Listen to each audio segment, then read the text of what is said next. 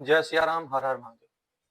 देखिए, भोजन जो होता है, आज हम भोजन की पवित्रता और किसके घर का भोजन करना चाहिए, किस प्रकार करना चाहिए, और पवित्रता और स्वच्छता, पवित्र होना और स्वच्छ होना, एक प्रकार से कहें कि शुद्ध होना और साफ होना, दोनों में जो भेद है, इसको प्रकाशित करेंगे।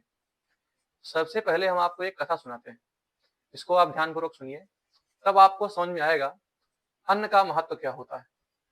एक निर्धन ब्राह्मण था और उसके पास खाने के लिए कुछ नहीं था, भिक्षा ही जीवन था। और ब्राह्मण के लिए शास्त्र में कहा गया है, ब्राह्मण से तो देहोयम क्षुद्र कामाय निश्चिते कृच्छाय तपसे चेयम कृत्यानंद सुखाय च। तो ब्राह्मण का जो शरीर है वो क्षुद्र कार्य के लिए नहीं होता है, वह उत्तम और परलौकिक परिस्थिति को ध्यान में रखते हुए ब्राह्मण कार्य करता है। उसे पता होता है कि जो हमारी सांसारिक जो गतिविधियां दिख रही हैं, इसका कोई महत्व नहीं है, हमको इससे ऊपर उठ के कार्य करना है। इसीलिए वह सर्वे भवन्तु सुखिनः सर्वे सन्तु निरामयाः सर्वे भद्राणि पश्यन्तु मा कश्चित् दुःख भाग भवेत् का उद्घोष करता हुआ अपने जीवन को जीता है। तो जो निर्धन ब्राह्मण था, भिक्षा मात्र उसकी जीविका और तप ही उसका प्रधान कृत्य। कोई पुत्र संतति थी नहीं। बहुत समय बीतने पर वृद्धावस्था प्राप्त हो गई और वृद्धावस्था में भगवत कृपा से उसको एक पुत्र रत्न की प्राप्ति हुई। सामान्य परिस्थिति में किसी के यहाँ घर में पुत्र होता है तो लोग हर्ष उत्सव मनाते हैं, अपने बंधु बांधव सखा स्नेही स्वजनों को बुलाते हैं। किंतु ब्राह्मण के पास धन का अभाव था, तो उसने किसी को बुलाया नहीं। कि तो ग्रामवासियों को मालूम चला कि ब्राह्मण के यहाँ पुत्र हुआ है, तो ग्रामवासी स्वयं ही वाद्य यंत्र इत्यादि गायन इत्यादि करते हुए ब्राह्मण के घर पर आए और बहुत अच्छा उत्सव मनाया। ब्राह्मण ने कहा कि भाई, आप इतना अच्छा हमारे यहाँ कर रहे हैं, किंतु आपको देने के लिए हमारे पास कुछ नहीं है। मैं आपको क्या दूं? मैं कुछ दे नहीं सकता आपको। तो ग्रामवासियों ने कहा कि पंडित जी, कुछ मत दीजिए आप, किंतु इस बालक की जो पहली कमाई होगी, इसके जीवन की प्रथम जो ये धन अर्जन करेगा, जो पहली बार जो ये कमाएगा, आप उनको वही दे दीजिएगा। ग्रामवासियों ने पंडित जी से ऐसा कहा।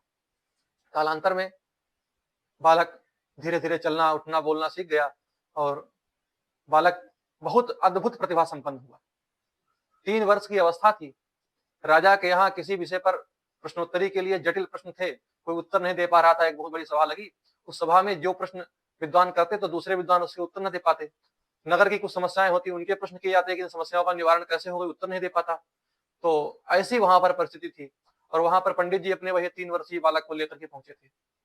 तो राजा की आज्ञा को पाकर के पंडित जी ने अपने बालक को खड़ा किया।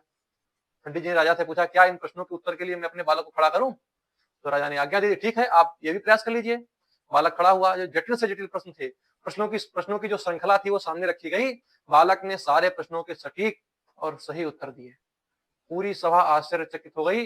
करतल ध्वनि से बहुत बालक का सभी लोग स्वागत करने लगे, जयघोष करने लगे। बालक का सभी ने अभिनंदन किया, अभिवादन किया और वह बालक सभी के लिए विख्यात हो गया। धनिकों ने अपने धन के द्वार खोल दिए। बालक की इस अद्भुत प्रतिभा को देख करके जो धनाढ्य लोग थे, खूब धन की वर्षा की। बालक को बहुत मात्रा में धन प्राप्त हुआ।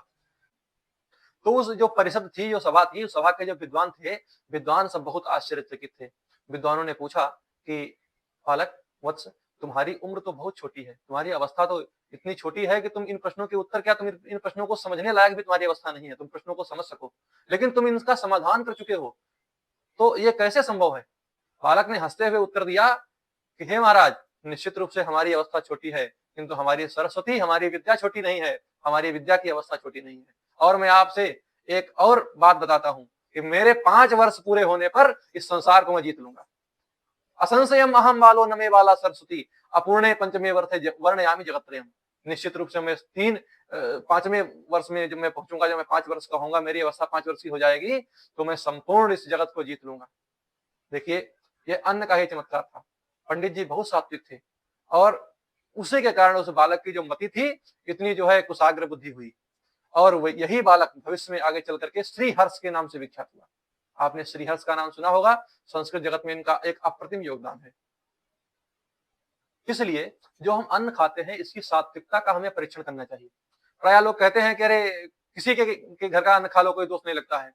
जैसे आजकल बहुत सारे ऐसे सर्वधर्म संभाव वाले लोग पैदा हुए हैं, नए नए बरसाती कीड़ों की भांति, जो कि कहते हैं सबका जो है अन्न खाने योग्य है, कोई समस्या नहीं, सबसे खा सकते हैं। नहीं, एक किसी ने हमसे प्रश्न किया था, क्या वैश्या है, चांडाल है, शूद्र है, इनके अन्न खाने से क्या इनके अन्न में कोई दोष घुस जाता है? बिल्कुल घुस जाता है। देखिए, माना कि अन्न जो है हम खा रहे हैं और अन्न शुद्ध होता है, वो एक विषय अलग है, किंतु इनके द्वारा जो स्पर्श किया हुआ अन्न है, वैसे ही इसमें दोष घुस जाते हैं, जैसे कवि की लेखनी में स्वतः ही उसके गुण घुस जाते हैं। वाद्य में बजाने वाले की जो ताल होती है, जो ध्वनि होती है, वाद्य में स्वयं घुस जाती है। यद्यपि लेखनी जड़ है, तब भी उसमें लेखक के भाव घुस जाते हैं। वाद्य जड़ होता है, तब भी उसमें वादक के भाव घुस जाते हैं। उसी प्रकार स्पर्श मात्र से इनके उसमें दोष गुण जो होते हैं वो घुस जाते हैं।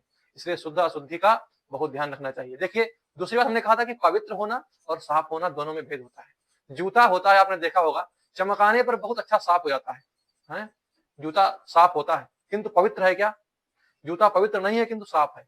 गाय का गोबर हम यज्ञशाला में ले जाते हैं, अपने घर में चौका में ले जाते हैं, अपने पवित्र से पवित्र स्थान पर ले जाते हैं। तो गाय का गोबर पवित्र है, साफ नहीं है, और जूता साफ है, पवित्र नहीं है।